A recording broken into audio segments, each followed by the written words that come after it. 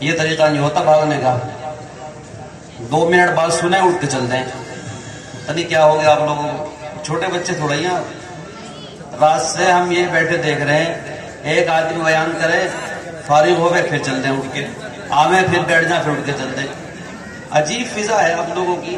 کب سمجھیں گے آپ لوگ؟ بیٹھ جاؤ گے کہ ہو جاؤ. ہم بھی تو اپنا کام چھوڑنے پڑے ہوں گے یہاں، ہمیں کوئی کام ہی نہیں بھائی.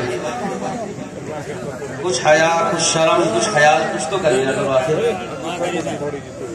کچھ کھڑے ہیں وہاں، آگے بیٹھ جاؤ. آگے بھائی آگے بیٹھو. آگے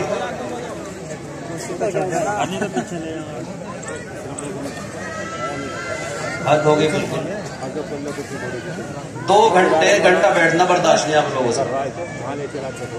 وہاں مکھیالی میں ہر جمعے کو بیان ہوتا ہے.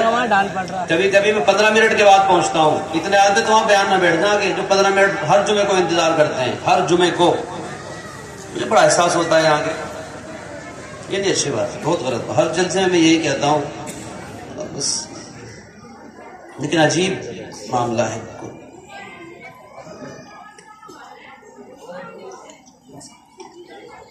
کہاں سے ہے؟ شاہ نواز صاحب نیاز الدین کے صاحبزادے، انہوں نے 2100 روپے. گمنام آئے 400 روپے. ربینہ خورشید یہ 500 روپے. نوشاد عبداللہ 500 روپے. عبداللہ بابر 600 روپے. مونو روز الدین 100 روپے. افسرون نور محمد 1000 روپے. سلم الدین علوی 500 روپے. ثاقب عبد القیوم 500 روپے. صادق امیر حسن 100 روپے. راشد غیور 200 روپے. طاہر روز الدین 200 روپے. سمیر عرفان 500 روپے. سالم کی اہلیہ 200 روپے. حاجی جمیل اللہ مہر صاحب 1000 روپے. دلشاد منفید علی صاحب 100 روپے. مرحوم یامین صاحب 50 روپے. سلیم گل سنور 1100 روپے. اخلاق حبیب 200 روپے. اسرار موسم علی 200 روپے. وسیم صاحب 100 روپے. حاجی شکیل صاحب 1100 روپے. الیاس صدرپور 200 روپے. منا صاحب 100 روپے. شہزاد گلفام 100 روپے. شاویز قاسم 500 روپے. سونو تنویر 2100 روپے. خالد صاحب حاجی منگتے کے صاحبزادے، انہوں نے 11000 روپے. عثمان عبدالحکیم صاحب انہوں نے 2100 روپے. اور پرچی بھی ہے کوئی؟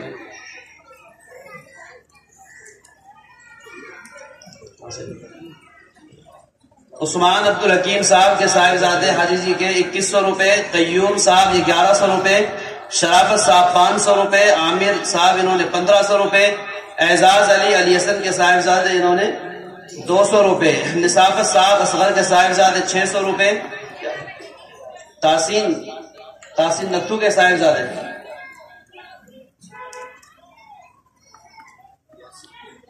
یاسین صاحب نتھو کے صاحبزادے انہوں نے 500 روپے. فخر الدین صاحب منگت کے صاحبزادے انہوں نے 10,000 روپے.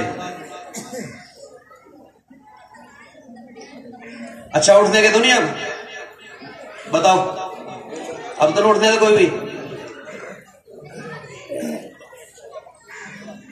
اور آئندہ کے لیے پلے کی رہ باندھ لو. آپ لوگ یہ کہو کہ رات کو 9 بجے جلسہ ختم کر دیں گے، ہم 8:55 پہ ختم کر دیں گے 5 منٹ پہلے. لیکن آیا کرو. خود آپ کے لوگ کہیں کہ شاید موڑ سے کم آدمی کہیں نہ آتے ہوں، آپ بھی لوگ کہیں تو سمجھیے اس چیز کو ذرا اور احساس پیدا کیجئے. چند باتیں عرض کروں گا. دل میں بشاشت ہو تو اگر بیٹھنے والے سننے والے چند لوگ بھی ہیں نا تو بہت اچھی بات لگتی ہے اور مزہ آتا ہے کہنے میں. 20-30 نہیں، اگر ایک آدمی بھی ہے اور بہت اطمینان کے ساتھ میں، غور و فکر کے ساتھ میں وہ بات سن رہا ہے تو بہت مزہ آتا ہے بیان کرنے میں. اور ہزاروں آدمی بیٹھے ہوں اور اس انداز سے بیٹھے ہوں کہ وہ نہ گردن ہلا سکے نہ یوں کر سکے، تو اس سے اچھا تو یہ کہ ہم قبرستان میں جا کے انہیں فاتحہ پڑھ لیں تو ہمیں ان کو زیادہ ساتھ مل جائے گا اور ان بیچاروں کو فائدہ پہنچ جائے گا. الحمدللہ وکفا وسلام علی عبادہ الذین اصطفا، اما بعد فاعوذ باللہ من الشیطان الرجیم. بسم اللہ الرحمن الرحیم. اللہ ولی الذین آمنوا سبحان ربک رب العزت عما یصفون وسلام علی المرسلین والحمد للہ رب العالمین. اللہم صل علی سیدنا محمد وعلی آل سیدنا محمد وبارک وسلم. اللهم صل على سيدنا محمد وعلى آل سيدنا محمد وبارك وسلم. اللهم صل على سيدنا محمد وعلى آل سيدنا محمد وبارك وسلم. محنت کرنے سے دنیا کا ہر ناکام بندہ کامیاب بن جاتا ہے. جو بندہ محنت نہیں کرتا، نہ دنیا کے کام میں محنت کرتا ہے نہ آخرت کے کام میں محنت کرتا ہے، وہ بندہ بیکار ہوتا چلا جاتا ہے. اس لیے ہم سبوں کو اپنے ہر کام میں محنت کرنے کی ضرورت ہے. دنیا کی ہر چیز چھوٹی سے چھوٹی ہو یا بڑی سے بڑی ہو، وہ بغیر محنت کے حاصل نہیں ہوتی. پروردگار عالم کی ذات بھی بندوں کو بغیر محنت کے حاصل نہیں ہوتی. ہم دنیا کے اندر بہت ساری چیز کو تلاش کرتے رہتے ہیں، دن اور رات ان کو ڈھونڈتے رہتے ہیں، لیکن وہ ہمیں اس وقت تک نہیں ملتی جب تک ہم ان کو پانے کے لیے رات دن ایک نہ کر دیں. ابھی اس بچے نے ایک نظم پڑھی ہے اور اس میں اس گنہگار کے بارے میں ایک شعر پڑھا، اور یہ وہ شعر پڑھ رہا تھا میرے بارے میں اللہ تعالیٰ سے دل میں یہی دعا کر رہا تھا کہ اس بچے کا میرے بارے میں جو عقیدہ ہے، اس کے دل میں جو بات ہے، اللہ تعالیٰ وہ پورا کر دے. اور یہ بات ہم نے اپنے حضرت سے سیکھی ہے. یقیناً وہ بندہ جو اللہ تعالیٰ کو پانے کے لیے محنتیں کرتا ہے، راتوں کی نیند کو قربان کرتا ہے، پروردگار کی محبت اس کے دل کے اندر آ جاتی ہے. جب اللہ تعالیٰ کی محبت ہمارے دل کے اندر گھر کر جائے گی نا، تو اس وقت مزہ آئے گا. اللہ کا نام لینے میں بھی مزہ آئے گا اور اللہ کی بات سننے میں بھی مزہ آئے گا. ایک بزرگ گزرے ہیں، شیخ التفسیر حضرت مولانا احمد علی لاہوری رحمۃ اللہ علیہ، صاحب کشف کرامت بزرگ ہیں، رات دن اللہ اللہ کرنے والے ہیں. کتنی محنت انہوں نے اللہ تعالیٰ کو پانے کے لیے کی ہوگی. حضرت سے میں نے سنا کہ وہ رات دن روتے ہی رہتے تھے. آنکھوں کے اندر سے آنسو جاری ہوتے تھے. مجمع میں بیٹھے ہیں رو رہے ہیں، تنہائی میں بیٹھے ہیں رو رہے ہیں. انتقال ہو گیا. انتقال ہو جانے کے بعد اللہ تعالیٰ کے دربار میں حاضری ہوئی. اللہ تعالیٰ نے پوچھا، احمد علی تم اتنا زیادہ کیوں روتے تھے؟ حضرت مولانا احمد علی لاہوری پھر رونے لگے اور ان کے دل کے اندر یہ بات آئی کہ اللہ تعالیٰ نے جس بندے سے سوال و جواب شروع کر لیا نا، بس وہ بندہ پھنس کر ہی رہ جائے گا. نجات کا کوئی راستہ ہو ہی نہیں سکتا. اب اللہ تعالیٰ نے مجھ سے پوچھ لیا ہے، احمد علی تم اتنا کیوں روتے تھے؟ یہ اللہ تعالیٰ کا سوال کرنا گویا اب میرے لیے نجات کا کوئی راستہ نہیں ہے. اب وہ خواب دیکھنے والا ان کے انتقال کے بعد خواب دیکھتا ہے اور احمد علی لاہوری اس کو اپنا ایک پورا واقعہ بیان کر رہے ہیں اور بتا رہے ہیں. احمد علی رحمت اللہ علیہ پھر رونے لگے. تو اللہ تعالیٰ نے پوچھا ذرا خاموش ہو کے ذرا بتائیں تو صحیح، آپ اتنا زیادہ کیوں روتے تھے؟ حضرت مولانا احمد علی لاہوری رحمت اللہ علیہ نے فرمایا، اے اللہ مجھے آپ سے ڈر لگتا تھا. دنیا کے اندر میرے دل میں آپ کو بہت خوف تھا. اس خوف کی وجہ سے میں ہر وقت ڈرتا رہتا تھا. اعمال تو میرے پاس کچھ نہیں ہے اور کل مجھے اللہ کے دربار میں حاضر ہو کر اللہ کو منہ دکھانا ہے، تو میں اللہ کو کیا منہ دکھاؤں گا؟ اس لیے میں روتا ہی رہتا تھا. اللہ تعالیٰ نے فرمایا، احمد علی اگر تمہارے دل میں میرا اتنا ہی ڈر تھا تو ذرا مبارکبادی سن لیجئے. مبارکبادی تمہارے لیے یہ ہے کہ میں نے تمہیں بھی معاف کر دیا ہے، اور جس قبرستان میں جتنے مردے دفن ہیں اور اس قبرستان میں تمہیں دفن کیا گیا ہے، میں نے اس قبرستان کے سب مردوں کو بھی معاف کر دیا ہے. کتنا اونچا عمل ہے. آج ہم دعا مانگتے ہیں، رونا نہیں آتا. حالات آتے ہیں، رونا نہیں آتا. ہم پریشانیوں میں مبتلا ہوتے ہیں، ہمیں رونا نہیں آتا. گویا ہمارا جو دل ہے نا، یہ بہت زیادہ سخت ہو گیا. اس کے اندر کوئی اللہ کا خوف ہے، اس کے دل کے اندر نہ اللہ کی محبت ہے، اس دل کے اندر نہ اللہ سے ملاقات کا کوئی شوق ہے۔ جب اس دل کے اوپر اللہ اللہ کی ضربیں لگتی ہیں نا خانقاہوں میں، اور ہمارے اکابر اور مشائخ اللہ کے نام کی ضربیں اس دل پر لگواتے ہیں، پھر یہ دل بنتا ہے، اور یہ دل پھر کسی کام کا بنتا ہے، اور پھر یہ دل ایسا بنتا ہے کہ اس دل کے اندر اللہ کی محبت آنا شروع ہو جاتی ہے، اور وہ بندہ کامیاب بنتا چلا جاتا ہے۔ ہمارے حضرت نے اسی بات کو بیان کیا ہے۔ حضرت حکیم الامت تھانوی رحمۃ اللہ علیہ کے خلیفہ گزرے ہیں، حضرت مسیح الامت جلال آبادی رحمۃ اللہ علیہ، وہ جمعے کی نماز کے بعد لوگوں کو حضرت کے مواعظ سناتے تھے، حضرت کی کتاب پڑھ کے سناتے تھے، اور کوئی بیان نہیں ہوتا تھا۔ ان کے مجالس اور مواعظ میں یہ بات جگہ جگہ لکھی ہے کہ بھئی میں تو تھانہ بھون کا نقال ہوں، حضرت سے جو بات میں نے سنی ہے بس وہی میں بات آپ تک پہنچا دیتا ہوں۔ اب عام طریقے سے پہلے میرا مزاج یہ تھا کہ میں بیان کرتا تھا، حضرت سے ملنے کے بعد اب مزاج یہ ہو گیا کہ حضرت کی کوئی بات لوگوں کو بتاؤں۔ عجیب معاملہ ہے ہمارے حضرت کا، اللہ تعالیٰ نے عجیب بندہ پیدا کیا ہے، اس وقت دنیا کے اندر موجود ہے، حضرت مولانا ذوالفقار احمد صاحب نقشبندی دامت برکاتہم العالیہ۔ اگر آپ ان کی تاریخ کے بارے میں اور ان کے حالات کے بارے میں جانیں تو ابھی 30 سال سے کم عمر حضرت کی نہیں تھی کہ آپ کو 100 سے زیادہ مرتبہ نبی علیہ السلام کی دیدار کا شرف حاصل ہو گیا۔ اتنا اونچے درجے کا ولی اس وقت موجود ہے۔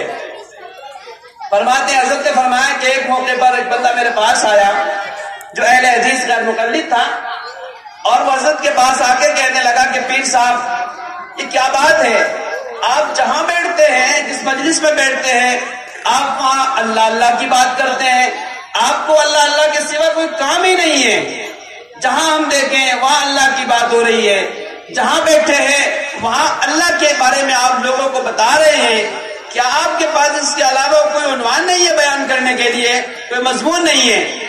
حضرت سے واقعہ میں نے براہ راست سنا، حضرت کی آنکھوں میں آنسو آ گئے، اور آنسو آ جانے کے بعد حضرت فرماتے ہیں کہ میں کھڑا ہو گیا، اور کھڑا ہونے کے بعد میں نے اس بندے کے سامنے دونوں ہاتھوں کو ایسے جوڑ لیا، اور جوڑنے کے بعد کہا اے بندے خدا، اے بندے خدا، جو بات تم یہ دنیا میں میرے سامنے کہہ رہے ہو کل قیامت کے دن اللہ کے دربار میں بھی کہہ دینا کہ اس بندے کو دنیا میں اللہ اللہ کرنے کے سوا کوئی کام ہی نہیں تھا، تو میرا کام بن جائے گا۔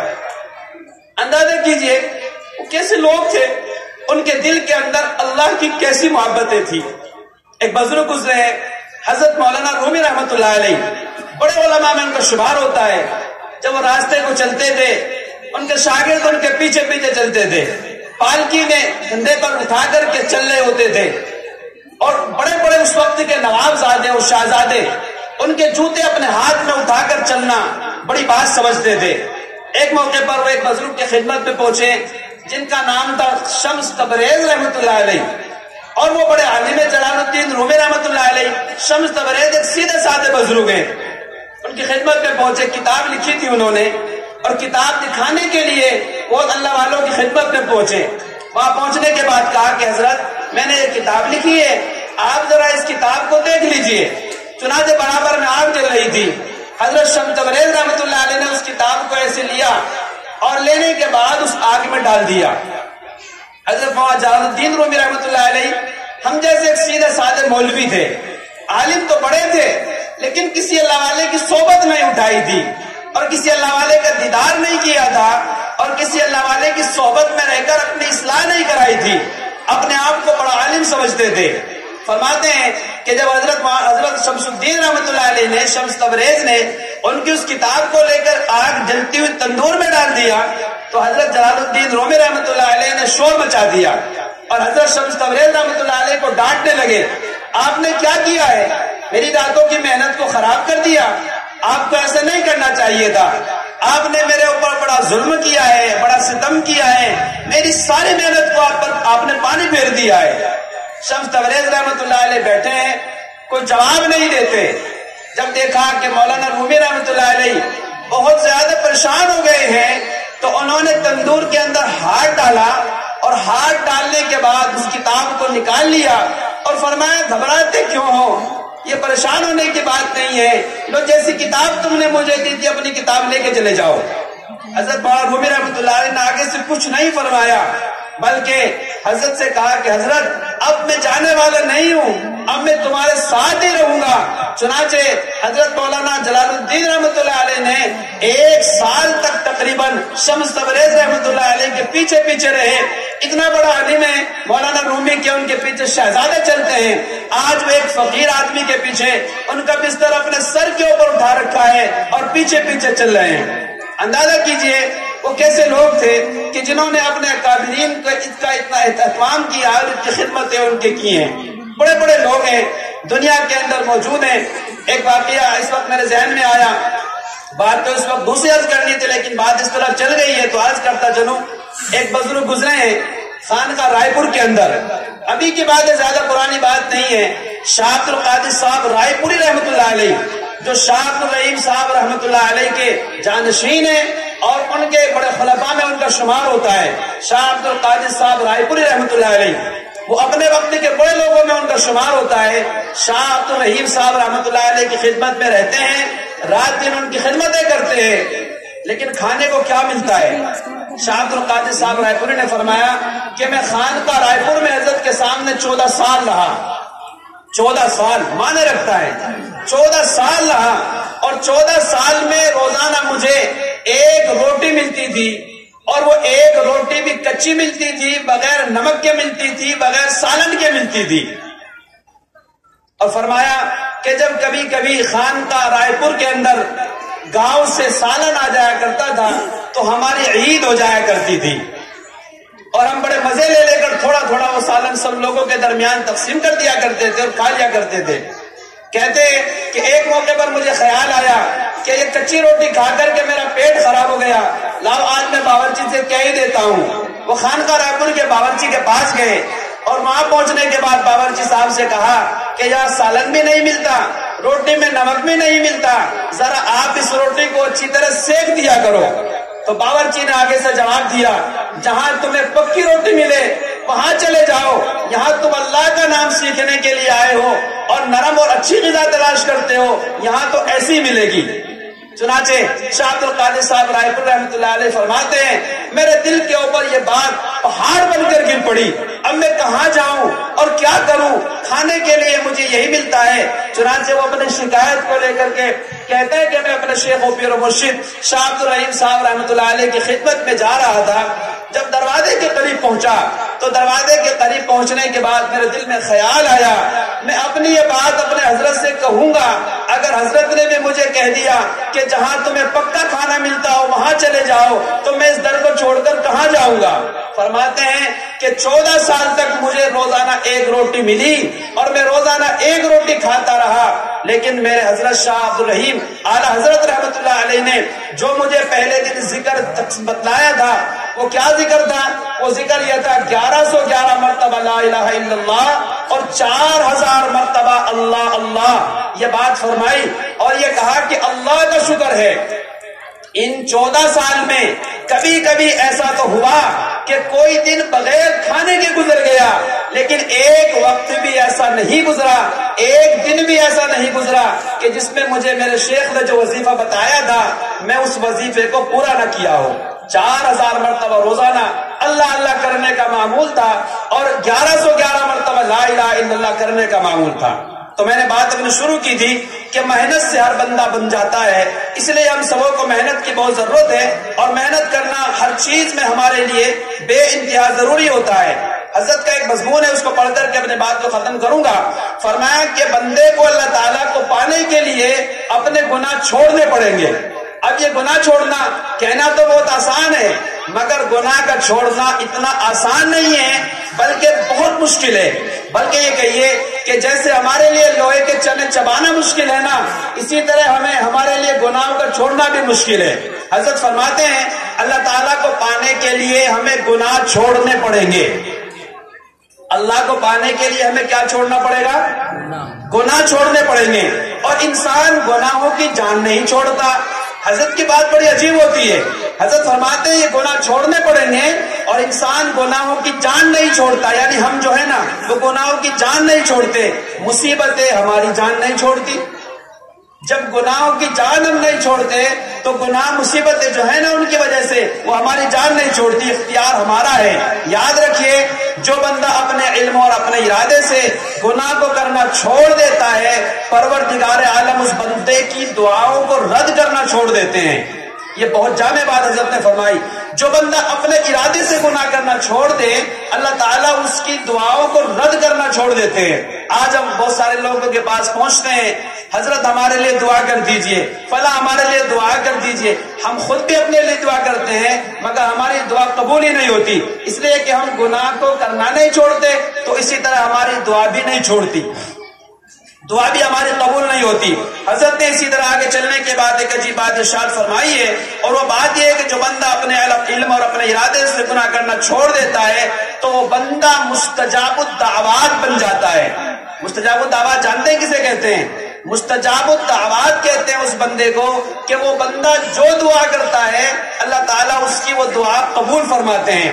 ایسے بہت سارے بزرگ گزرے ہیں، قریب میں ایک بزرگ گزرے ہیں حضرت مفتی مظفر حسین صاحب سہارنپور رحمۃ اللہ علیہ، مستجاب الدعوات تھے، جو دعا کیا کرتے تھے اللہ تعالیٰ ان کی اس دعا کو قبول کر دیا کرتے تھے۔ ایسے بہت سارے مشائخ ہیں کہ اللہ تعالیٰ ان کی دعا کو رد نہیں کرتے، ہم بھی مستجاب الدعوات بن سکتے ہیں۔ ہمارے حضرت نے واقعہ بیان کیا، اس سلسلے میں آگے چلنے کے بعد فرمایا کہ ایک بندہ ہے امام احمد ابن حنبل رحمۃ اللہ علیہ، ہم نے نام سنا ہے، میں بہت جلدی بات کو سمیٹتا ہوں۔ امام احمد ابن حنبل رحمۃ اللہ علیہ بڑے لوگوں میں ان کا شمار ہوتا ہے۔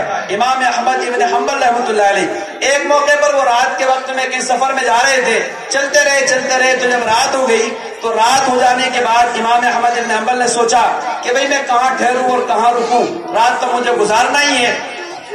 چنانچہ امام احمد ابن حنبل رحمۃ اللہ علیہ ایک مسجد میں چلے گئے، اور وہاں مسجد میں پہنچنے کے بعد امام احمد ابن حنبل رحمۃ اللہ علیہ نے رات گزارنا شروع کر دی۔ بھائی وہ آپ کے پاس ہی آئیں گے، پھر وہی بات آ گئی، وہ آپ ہی کے پاس آ رہے ہیں، آپ میری طرف متوجہ رہیے، یہ بات سننے کی ہے، وہ آپ انہیں کو دیکھیں گے، یہی بات تو اصلاح کی ہے نا، اور کس چیز میں کیوں اصلاح کہتے ہیں آپ؟ امام احمد ابن حنبل رحمۃ اللہ علیہ چلے جا رہے ہیں، رات کا وقت ہو گیا، ایک مسجد میں ٹھہر گئے۔ جب مسجد میں ٹھہر گئے تو مسجد میں ٹھہرنے کے بعد عشاء کی نماز بھی ہو گئی۔ عشاء کی نماز کے بعد امام احمد ابن حنبل رحمۃ اللہ علیہ وہی مسجد میں رہنا چاہتے تھے۔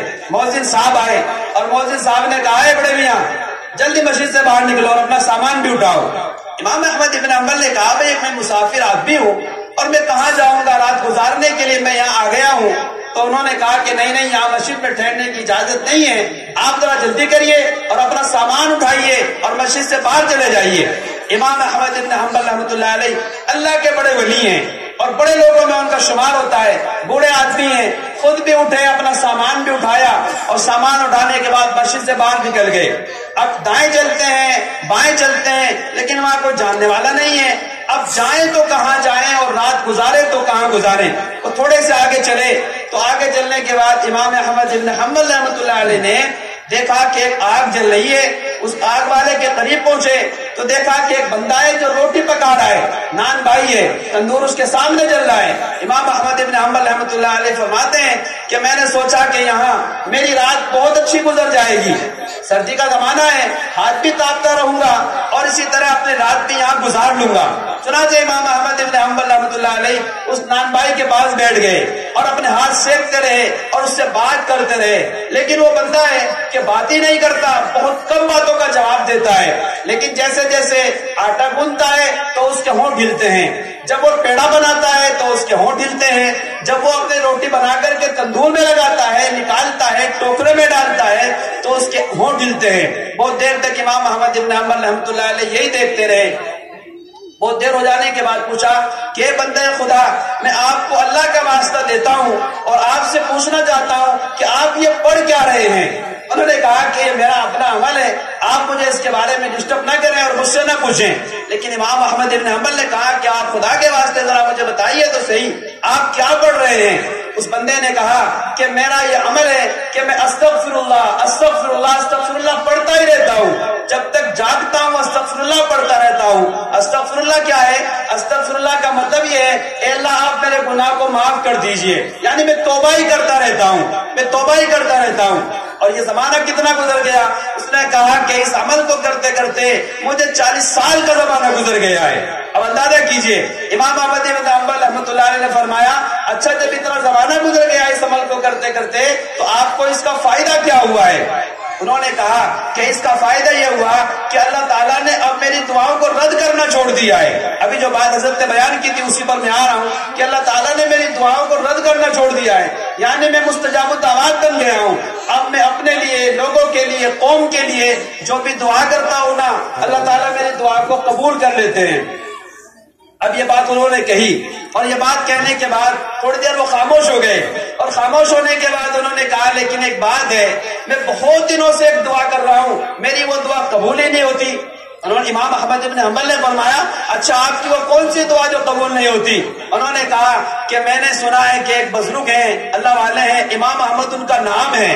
اب میں یہاں نان پائی ہوں، وقت مجھے ملتا نہیں ہے، میں نے سنا ضرور ہے کہ وہ اللہ کے خاص بندے ہیں اور مجھے ان کی ملاقات کا بہت زیادہ شوق ہے. میں ان سے ملاقات کیسے کروں؟ اللہ نے میری اس دعا کو پورا نہیں کیا ہے، ویسے میں مستجاب الدعوات ہوں، میری جو دعا ہوتی ہے قبول ہو جاتی ہے. جب یہ بات امام احمد بن حنبل رحمۃ اللہ علیہ نے سنی تو امام احمد بن حنبل رحمۃ اللہ علیہ کھڑے ہو گئے، اور کھڑے ہونے کے بعد فرمایا کہ آپ خوشخبری لیجئے اور ذرا مجھ سے معانقہ کر لیجئے، گلے مل لیجئے ذرا مجھ سے، اللہ نے آپ کی یہ دعا بھی قبول کر لی ہے اور میں ہی احمد بن حنبل ہوں، آپ میری زیارت کر لیجئے. اندازہ کیجئے کہ جو بندہ اللہ تعالیٰ کے سے ڈر کے وجہ سے، خوف کی وجہ سے، اللہ سے اپنے علم اور ارادے کی وجہ سے گناہ کو کرنا چھوڑ دیتا ہے، اللہ تعالیٰ اس بندے کو مستجاب الدعوات بنا دیتے ہیں. اس لیے آج سے پہلی بات تو یہ ہے کہ ہم پابندی کے ساتھ میں دین کی ہر بات پر چلنے کی کوشش کریں گے اور انشاءاللہ العزیز اپنے اللہ کو ہمیشہ یاد رکھیں گے. کوشش کریں گے کہ دعا سے چند منٹ پہلے اگر اس وقت ہمیں موقع مل جائے تو آج ہم چاہتے ہیں کہ اس وقت تک آپ لوگوں کے دل یا ہمارے دل صحیح نہیں ہوں گے جب تک ہم اپنے دل پر اللہ کے نام کی ضربیں نہ لگا دیں. تو آج ہمیں ضرب لگانی پڑے گی اور تبھی ہمارا انشاءاللہ کام بنے گا. یہ بہت آسان ہے، خانقاہ رائے پور میں کچھ بتایا ہی نہیں جاتا، آؤ بیٹھو اللہ کا ذکر کرو، آؤ بیٹھو اللہ کا ذکر کرو، سب کام بن جاتا ہے اس بندے کا. ایک آدمی اعلیٰ حضرت شاہ عبد الرحیم صاحب رائے پور رحمۃ اللہ علیہ کے پاس اور آگے کہا کہ حضرت دعا کر دیجئے میرا کام نہیں چلتا. حضرت نے فرمایا کیا کام کرتے ہو؟ انہوں نے کہا کہ حضرت چوری کرتا ہوں مگر بہت محنت کر لی ہے میں نے، رات دن کوشش کرتا ہوں، کوئی بھینس بھی نہیں ملتی، کھولنا چاہتا ہوں تو وہاں آدمی جاگا ہوا ملتا ہے، آپ ذرا میرے لیے دعا کر دیں کہ میرا کام چل جائے. اعلیٰ حضرت شاہ عبد الرحیم صاحب رائے پور رحمۃ اللہ علیہ نے ہاتھ اٹھائے اور ہاتھ اٹھانے کے بعد کہا اے پروردگار، اے میرے پروردگار، آپ سب بندوں کو روزی دیتے ہیں، یہ بندہ بھی آپ کا ہی ہے، اس کا جو کام ہے یہ جانے، لیکن آپ اس کا کام چلوا دیجئے. کتابوں میں لکھا ہے کہ اعلیٰ حضرت شاہ عبد الرحیم صاحب رحمۃ اللہ علیہ کی وہ دعا اسی دوران دوپہر میں قبول ہو گئی. وہ بندہ اگلے دن پھر صبح کے وقت آتا ہے اور آنے کے بعد کہا کہ حضرت دعا تو قبول ہو گئی، بھینس بھی بہت اچھی مل گئی تھی، لیکن جیسے میں نے کھولی اور کھولنے کے بعد میں راستے میں کو لے کر چلا تو سامنے سے مجھے آپ نظر آ گئے اور مجھے بڑی حیا آئی، میں نے اس بھینس کو وہیں چھوڑ دیا. اب تو مجھے آپ اپنے ہاتھ پر توبہ کرا دیجئے اور مجھے اپنے مریدین میں شامل کر لیجئے. جو بندہ اللہ والوں کو دیدار کر لیتا ہے یقیناً اس کا دل بدل جاتا ہے، اللہ کی محبت اس کے دل میں آ جاتی ہے. ہم اسی اللہ کے نام کو لے کر چل رہے ہیں اور پھر رہے ہیں. جہاں تک بھی اللہ ہمارے مشائخ نے ہم سے وعدہ لیا ہے، ہم آپ سے وعدہ کرتے ہیں تم اللہ کا یہ نام لے کر لوگوں کے در در پہ جاؤ گے. یقیناً ہم کوشش کریں گے اس کے لیے کہ ہمارے پروردگار کا یہ نام ہر جگہ پر پہنچ جائے، ہر بندے کے دل میں اتر جائے. یہی ہماری صدا ہے اور یہی ہمارا کام ہے. اسی کام کی ڈیوٹی ہمارے مشائخ نے ہمیں دی ہے. اللہ قبول فرما لے اور کل ہمیں قیامت کے دن ہمارے مشائخ کے سامنے اللہ تعالی ہمیں سرخرو فرمائے. یہ مختصر باتیں تھی جو اس پر عرض کی گئی ہے. اس سال جو آپ کے مدرسے